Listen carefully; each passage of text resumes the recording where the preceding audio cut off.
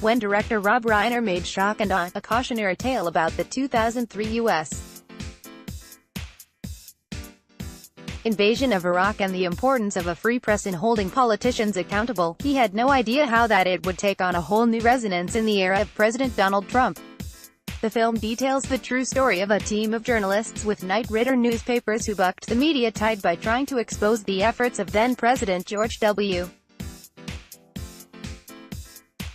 Bush to justify the invasion with manufactured intelligence.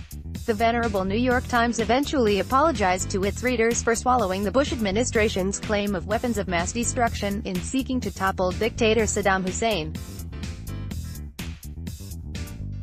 Rob Reiner directed the newspaper drama Shock and Awe, in which he plays a heroic editor based on a real-life journalist. Vertical entertainment.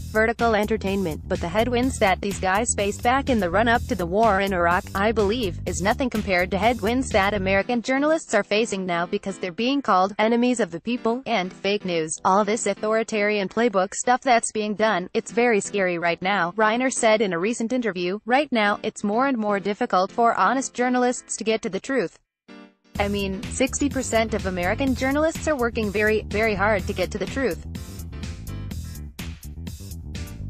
The problem they have is that for the first time in American history, we have a president who lies every minute of his life. Just everything that comes out his mouth is a lie, and he's backed up by essentially state-run media, and they just parrot everything he says. And he, Trump, is also backed up by Republicans that control Congress, and the whole concept of checks and balances has been thrown out the window.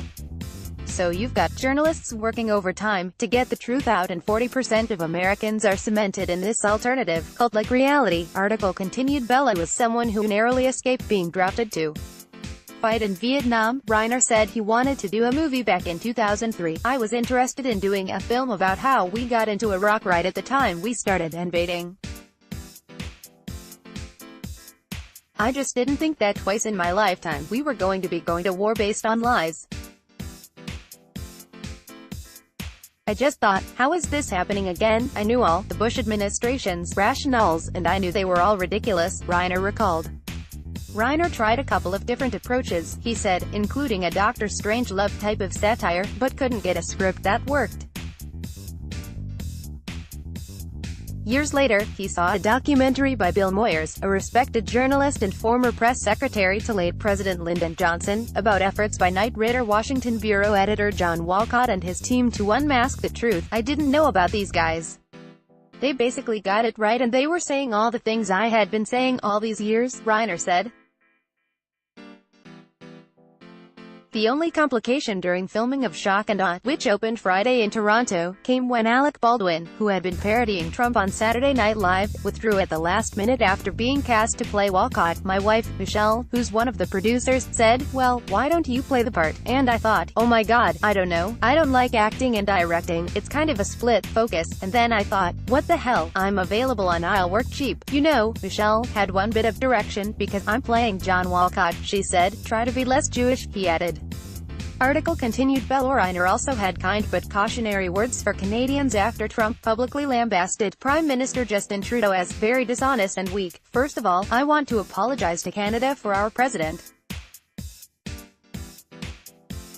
He doesn't represent the vast majority of the people in this country. Unfortunately, when you have a stranglehold on 40%, that's enough to keep you in power.